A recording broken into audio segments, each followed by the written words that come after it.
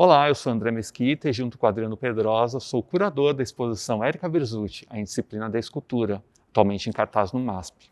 Essa é a primeira exposição individual realizada em um museu brasileiro dedicado à obra de Érica Virzutti. São cerca de 79 trabalhos produzidos entre 2003 e 2021.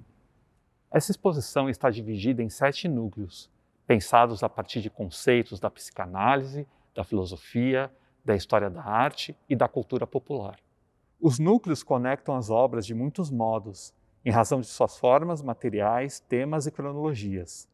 Inspirado pela ideia de matilha, bando, população e povoamento, o núcleo de Vida Animal une as esculturas de animais de Érica Virzutti. Elas formam um bando de bichos heterogêneos, inclassificáveis, que se proliferam contagiando uns aos outros. Algumas espécies nascem de elementos da natureza, como a união de 3 galhos feitos de bronze em avestruz, e uma escultura de seixos brancos que, unidos, tornam-se um estranho poodle. Aqui estão o pavão furtacor com uma penugem de pincéis, a aranha com seus quiabos tentaculares e a lebre espantosa que carrega com ela um emaranhado de ficções. O cachorro sem cabeça, chamado de Nell Rex, repousa sobre elementos vazados de cimento. Um cisne equilibra sua cabeça em um pincel, que se dobra pela pressão aplicada pelo pescoço. Um outro cisne mantém-se pela resistência de um martelo. No lugar do pincel, o martelo é um instrumento de arte e mudança social. Ainda nessa fantástica matilha, encontramos o bicho de 7 cabeças, em que cada cabeça foi feita por um artista diferente e que assume a forma mutante de uma máquina de guerra. É um processo único mesmo, né, que aconteceu nesse trabalho. Acho que tem uma junção de 2 coisas, que é uma vontade que eu tenho às vezes, que aparece desde o Saramandaia, que é meu primeiro bronze. Ele é um vaso de onde emergem vários gêneros de escultura, uma escultura abstrata, uma escultura de um corpo de mulher, e essa coisa de fazer uma escultura que abrace todas as esculturas possíveis é sempre um desafio que eu acabo sempre voltando para ele. E aqui isso foi feito de um jeito um pouco extremo, convidando outros artistas para participar dessa escultura que junta todas as esculturas do mundo. O jeito que funcionou foi, eu convidei alguns artistas, meus amigos, de quem eu gosto do trabalho, e pedi para eles me darem um objeto que pudesse ser usado como uma cabeça. Eu não sabia como ia ser o corpo, então a partir dos objetos que eu recebi, eu construí. Então, por exemplo, o Efraim Almeida fez aquele cisne que gerou esse pescoço fininho, que não teria existido sem o cisne. O Alexandre da Cunha, essa betoneira, fez essa parte toda ficar mais pesada. Então, a gente tem a Adriana Varejão, a Jaque Lerner, o Nuno Ramos é o som, que é um texto que foi lido e às vezes o trabalho fala. Aqui a gente tem uma colaboração do Ernesto Neto com o Carlos Bevilacqua e o Damião Ortega, que fez esse blob, que era uma coisa também viva, que poderia se transformar em qualquer coisa. O núcleo Vereda Tropical reúne esculturas concebidas a partir de elementos encontrados na natureza, como plantas, frutas, pedras e minerais. A ênfase está na união ou organização desses elementos em termos ritualísticos ou como objetos carregados de memória. É o caso da floresta de minerais feitos de papel machê, ou de uma pequena escultura totêmica formada por uma pilha de réplicas de bananas e ovos. Batalha traz um conjunto de 90 peças criadas a partir de moldes de melancias, uma espécie de trincheira de frutas. Nesse trabalho mineral aconteceu uma coisa parecida com o percurso do aparecimento das frutas no trabalho. Quando eu comecei, eu pegava a própria fruta de verdade e tirava o molde e fazia as esculturas com as próprias formas. E com o tempo eu fui fazendo as minhas próprias frutas de argila e modelando porque eu queria coisas maiores. E com as pedras aconteceu a mesma coisa. Eu comecei a pegar aqueles geodos, assim, os minerais que aqui a gente tem de monte para ver. E o que me interessou nas pedras eram que elas eram esculturas feitas da natureza, assim, elas não têm uma função, não eram comestíveis como as frutas, e que eram uma espécie de embelezamento da própria natureza. E depois de um tempo usando as pedras de verdade, que é difícil você usar, porque não dá para fazer melhor do que a natureza. Então aqui é uma representação um pouco exagerada, meio teatral quase, dessa beleza feita pela natureza, assim, recriada numa espécie de parque, onde você pode ter uma relação do corpo com a escultura. O núcleo metáfora do mundo traça relações de afinidade com outros núcleos da exposição, como devir animal e vereda tropical. O elemento principal deste núcleo de esculturas é a presença do ovo como um objeto reiterado em diversas obras. Uma forma perfeita, simétrica, cuja superfície é o oposto das saliências das cascas das frutas. Para Érica Verzutti, a produção de uma obra de arte é como um ovo sendo quebrado. É como se nesta quebra, a fertilidade do ovo desse lugar a um conjunto de ideias para novos trabalhos. A artista acopla ovos a esculturas de mesa de diferentes dimensões, formando uma família de tartarugas, ou constrói algo que só na arte parece ser possível. Uma torre de ovos empilhados, que evoca a famosa coluna infinita do artista romeno Constantin Brancusi. Os volumes da coluna infinita de Brancusi também são reiterados em outros trabalhos da exposição, como em Torre de Cacau, obra produzida por Verzutti em 2021. Érica, tem alguns trabalhos na exposição que foram produzidos recentemente por você. Trabalhos que tratam aí de algumas questões sociais e políticas do Brasil. A gente tem aí a Torre de Cacau e a Era da Inocência Acabou. O que foi que te inspirou a produzir esses trabalhos? Eu fiquei trabalhando em casa, como muita gente, e durante 3 meses eu não consegui fazer nada de trabalho. Assim. Eu fiquei totalmente paralisada, só escutando notícias o dia inteiro. No caso do Brasil não era só a pandemia, todo um cenário de tristeza, de descuido que a gente está vivendo. E essas coisas foram entrando naturalmente no trabalho. Eu nunca consegui me expressar politicamente de um jeito mais narrativo, e eu até achava talvez impossível, mas o trabalho foi falando e essas coisas foram aparecendo. No caso do A Era da Inocência Acabou, essa frase é o nome de um texto da Djamila Ribeiro, que saiu na Folha, que eu me senti muito assim, eu tinha vontade de pregar na parede mesmo, e foi o que eu fiz. Era isso que estava acontecendo, estava acabando um jeito de pensar na vida, na sociedade e no jeito de fazer arte. Para mim foi uma ruptura muito grande, e o jornal, que era assim, um objeto de afeto até nesse momento, que era da onde a gente tirava a referência, o que ia acontecer, e é um objeto afetuoso mesmo, a página do jornal. E aí eu lembrei dos cubistas que passaram, quando estavam passando pela guerra, por coisas radicais, tinha essa divisão de quem ia para a guerra, quem ia ficar pintando, como o Picasso que ficou. Eu pensei nos cubistas, falei, eles faziam aquela coisa de colar o jornal na tela, que era um gesto um pouco desesperado de trazer a realidade para dentro da pintura.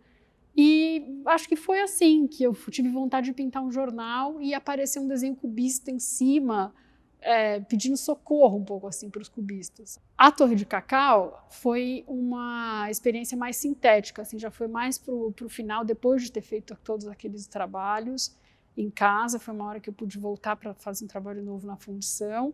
E a coisa mais surpreendente para mim foi que eu tive essa vontade de usar verde e amarelo, que eram cores que estavam causando repulsa, na verdade, desde que elas foram apropriadas pela extrema-direita, e tem um significado muito forte no Brasil agora, e uma vontade de recuperar assim, esses símbolos que não podem ser tomados, né? Porque mal ou bem, todo mundo tem uma certa emoção, a gente se identifica com esses símbolos nacionais, camiseta do futebol e tudo. Então foi uma tentativa de me reaproximar. Você vê que eles são pastéis, eles são assim, eles estão negociando essa volta. É um trabalho que é importante, é um trabalho novo que está sendo mostrado pela primeira vez aqui. Totebizar Tabu reúne uma série de esculturas que juntas impactam pelas referências ao feminismo, ao erotismo e à sexualidade. As Vênus de Érica Verzutti aludem à famosa estatueta Vênus de Willendorf, pequena escultura em calcário associada à fertilidade encontrada num sítio arqueológico na Áustria. A primeira escultura de Vênus que eu fiz era uma tentativa de copiar, digamos assim, a Vênus pré-histórica. As Vênus pré-históricas, que elas são aquelas gordinhas que não param de pé, elas têm um biquinho e sempre tem que ser seguras por algum tipo de suporte. A primeira, ela era feita de 3 frutas, uma graviola bicuda, uma moranga no meio e uma cabeça de fruta do conde. E isso me incomodava, eu que gosto de fazer esculturas bem sentadas, que param de pé, que ela dependesse de um suporte. Então, logo nos primeiros trabalhos, eu resolvi virá-la de cabeça para baixo e disse que a Vênus estava fazendo yoga, que era uma posição de ficar em cima da cabeça. E desde então as Vênus sempre têm ficado nessa posição de uma escultura que se autossustenta agora, ficando em cima da cabeça. Elas têm várias manifestações, assim, daqui a gente tem uma grandona, que é a Vênus Friedenipple, que é feita de papier-mâché, as outras são feitas de concreto, aquela é feita de bronze. Um dos exemplos mais importantes da série é Vênus Friedenipple, de 2017, obra comissionada por ocasião da mostra Histórias da Sexualidade no MASP e pertencente ao acervo do museu. A escultura e seu título, Libere os Mamilos, em tradução literal do inglês, contempla a reivindicação do discurso de igualdade de gênero e da imagem do mamilo feminino não como um tabu, comumente atacado como algo escandaloso e censurado pela onda sexista nas redes sociais ou quando exibido nas ruas. Não era um projeto de fazer uma obra de protesto por causa do Instagram, mas eu estava vendo no Instagram, tinha uma polêmica dos mamilos não poderem aparecer no Instagram, e ao mesmo tempo eu estava fazendo essa escultura e apareceram esses mamilos, assim, porque era para a exposição Histórias da Sexualidade, acho que tudo isso estava se movendo em volta do trabalho, e o trabalho, às vezes, ele revela umas coisas. Então, o título, ele vem para dar uma indicação de alguma coisa que estava acontecendo. Ele não fecha o trabalho, mas ele mostra um pouco um elemento a mais, assim. Modernismo Selvagem é um núcleo que agrupa uma das mais conhecidas famílias de esculturas de Érica Verzutti, as quais tomam a forma de jacas feitas em bronze. Sua presença como um bando indisciplinado de frutas canibaliza os princípios da tradição modernista brasileira, desenvolvida sobretudo na arquitetura entre as décadas de 1930 e 1960. As jacas de Verzutti recebem o nome de Brasília, emblema da arquitetura modernista brasileira, e propõem uma captura das linhas e dos planos associados aos edifícios de Oscar Niemeyer e de Lúcio Costa. O elo de ligação da escultura com a célebre arquitetura da capital federal incorpora um ato violento de preciosos cortes e incisões em planos, criando ângulos e vazios espaciais nas frutas, o elemento geométrico racional em associação ao seu oposto, o orgânico e natural. As brasílias, que a artista chama de monolitos da natureza, traçam um parentesco com os minerais e as pedras de Verzutti. O núcleo estranho familiar apresenta a produção recente de Érica Verzutti, em torno dos relevos de parede, trabalhos que mesclam pintura e escultura e dialogam de modo inusitado com a história da arte e o mundo contemporâneo. O título deste núcleo parte do conceito de Sigmund Freud, que em português é conhecido como o inquietante ou estranho familiar. Aquelas imagens que nos causam uma profunda estranheza, mas que são também, no fundo, muito familiares a nós, na história da arte, nas notícias de jornal ou em imagens da internet. Verzutti transforma trabalhos de outros artistas em estranhas representações, no diálogo com a obra de Lígia Pape, por exemplo, no trabalho Marshmallow Amazonino, obra que retoma a série dos Amazoninos de Pape, esculturas cujas formas remetem às imagens de uma área da floresta amazônica. Verzutti transforma trabalhos de outros artistas em comida ou matéria-prima, seja no rosa consagrado das pinturas do norte-americano Philip Guston, aplicado em um relevo chamado de carne sintética, ou no diálogo com o quadro monocromático Achrome, de 1958, do italiano Piero Manzoni, retomado no relevo Achrome com biscoito. Sob o Sol de Tarsila e Outras Histórias, reúne trabalhos que fazem menção à obra de grandes artistas da pintura e da escultura ocidental, o chamado cânone da história da arte. Érica Verzutti cria releituras radicais desses artistas ao deslocar, recombinar, subverter ou transmutar cores, formas e materiais de obras históricas. Nesses processos, ela cria complexas relações entre arte e natureza e fenômenos contemporâneos, propondo outras histórias para elas. Uma família de esculturas revisita a vegetação surrealista de O Sol Poente, de 1929, uma das pinturas mais conhecidas de Tarsila do Amaral, ícone do modernismo brasileiro. Trata-se de uma espécie de tronco de árvore que se curva horizontalmente no topo e que aparece sozinho ou em dupla nos bronzes de Verzutti, às vezes ao lado de uma esfera colorida ou de um ovo. A energia vital das formas cilíndricas de Tarsila com ovo, se olhando como se estivessem atraídas por um magnetismo sexual, dialoga com beijo, escultura de duas beterrabas transformadas em um casal de seres passeiformes que também se olham sem se tocar. presos nas extremidades de uma base retangular. Verzutti reformula em Beijo uma estranha associação com a força do movimento encontrado na forma monstruosa, tentacular e emocional de Maria Martins, na escultura O Impossível, de 1945. Eu gostei muito de rever esse trabalho, é um dos primeiros bronzes, é de 2006, ele chama Jáspera na Escola. Eu fiquei muito fascinada com aquele objeto do bronze do Jasper Johns, que era a latinha de café, e os pincéis serem de bronze e pintados com as cores dos pincéis, esses cabos vermelhos, amarelos, azuis. E isso era uma interpretação minha, tropical, talvez feminina, que isso virava um abacaxi, uma espécie de chapéu. Foi uma coisa muito intuitiva, eu fui fazendo assim, sem saber de jeito onde ia parar, e acho que eu deixei o trabalho falar bastante. Tanto é que no final aconteceu uma coisa que eu tenho um certo carinho especial, que é que na base eu estava pintando em cima desse caderno, que era um caderno meu, um sketchbook mesmo, que se você abrisse aqui, tá cheio de desenhos lá dentro e anotações da época, que talvez eu até ficasse com vergonha, mas eu passei cola em volta assim para ninguém poder abrir. E esse trabalho, esse caderninho foi incorporado no trabalho. Ele carrega uma coisa muito afetiva, assim, muito espontânea na feitura, e eu vi isso aqui e relacionei um pouco com o cemitério, porque isso aqui foi muito antes de eu fazer os cemitérios, em que eu tento colocar tudo que sobrou, e o caderno aqui tem esse espírito de coisas que vieram do ateliê e foram embora junto com o trabalho. Cemitério com Franja acumula sobras de trabalhos não usados de esculturas de pepinos, ovos, abóboras e jacas encontradas no ateliê da artista e unidos espacialmente por paralelepípedos. Do modo como os objetos são ordenados, passam a impressão de artefatos descobertos em um sítio arqueológico. Eu fiz alguns desses trabalhos que são chamados de cemitérios.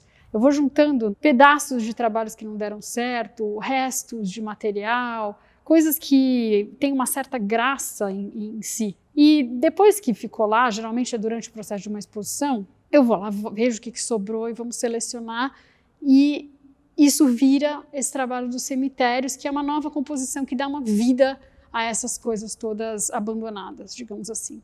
É um trabalho que me dá muito prazer, porque é uma limpeza, uma sensação de que tudo vai ser aproveitado, e eu termino a exposição com o ateliê vazio. Agora, o jeito de encontrar de fazer isso não é uma coisa tão conceitual, ela é mais formal mesmo, da beleza que eu vejo em cada um desses pedacinhos e como ele pode ficar de lado de um outro pedacinho. Então é feito com os olhos. E quando eu chamo de cemitério de franja, é um pouco para acentuar esse aspecto do trabalho, que ele é composto com o cuidado dos olhos e não com uma acumulação que seria apenas uma ideia. Ele tem uma história, ele veio de uma exposição que chamava Cemitério de Animais, de 2008, e foi a primeira vez que isso aconteceu. Todos os animais, eu fiz esculturas muito diferentes, os pedaços que sobraram me lembraram, dentro daquele contexto que a exposição era um cemitério, o cemitério de indigentes, daquelas coisas que não tem nome, que ficam abandonadas. Então ela saiu de um lugar bem afetivo, que tinha a ver com morte mesmo. Esse primeiro tinha muitos paralelepípedos, que davam uma estrutura formal, e ali eu colocava as pecinhas que tinham sobrado. E os paralelepípedos foram desaparecendo com o tempo. A gente vê nesse que já tem bem menos paralelepípedos, tem alguns que já nem tem mais, porque as coisas em si foram fazendo suas próprias formas. E ele dá essa sensação no final de ser uma coisa bastante relaxada, de você simplesmente empilhou as coisas, mas eu acho que a vibração dele, o que ele traz, assim, a presença dele é feita por esse monte de pequenas escolhas. Por isso que para montar é como um quebra-cabeça. Cada pecinha tem um nome. A93, A94. Aquelas escolhas ficam naquele lugar, porque elas vibram, assim por dizer, estando nessa conformação, né? A exposição Érica Verzutti, a Disciplina da Escultura, fica em cartaz no MASP até 31 de outubro. Para essa exposição, editamos também um catálogo que traz uma série de ensaios com novas reflexões sobre os trabalhos de Érica Verzutti. O catálogo contém textos de André Mesquita, Fernanda Brenner, Paulo Herkenhoff, Dorota Bixel e Ruba Catribe. Obrigado e venham prestigiar a exposição de Érica Verzutti no MASP.